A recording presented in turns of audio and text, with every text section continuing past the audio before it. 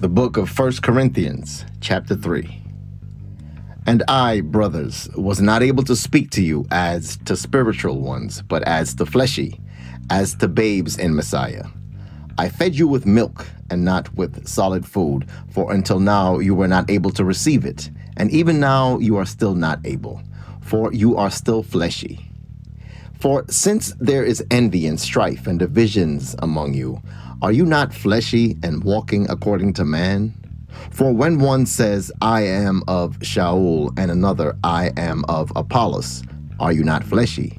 What then is Apollos, and what is Sha'ul, but servants through whom you believed, as the master assigned to each? I planted, Apollos watered, but Elohim was giving growth. So neither he who plants nor he who waters is any at all, but Elohim who gives the increase.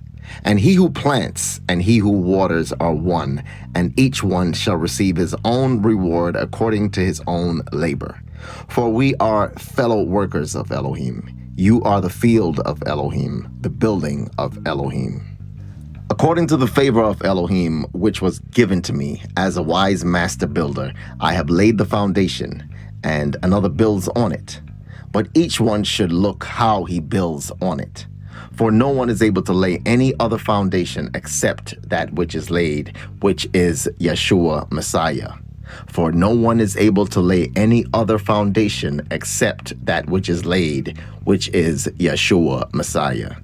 And if anyone builds on this foundation with gold, silver, precious stones, wood, hay, straw, each one's work shall be revealed, for the day shall show it up, because it is revealed by fire. And the fire shall prove the work of each one, what sort it is. If anyone's work remains which he has built on, he shall receive a reward. If anyone's work is burned, he shall suffer loss, but he himself shall be saved, but so as through fire. Do you not know that you are the dwelling place of Elohim, and that the Spirit of Elohim dwells in you? If anyone destroys the dwelling place of Elohim, Elohim shall destroy him, for the dwelling place of Elohim is set apart, which you are. Let no one deceive himself. If anyone among you seems to be wise in this age, let him become foolish, so that he might become wise. For the wisdom of this world is foolishness to Elohim. For it has been written, he catches the wise in their craftiness. And again, YAHUAH knows the thoughts of the wise, that they are worthless.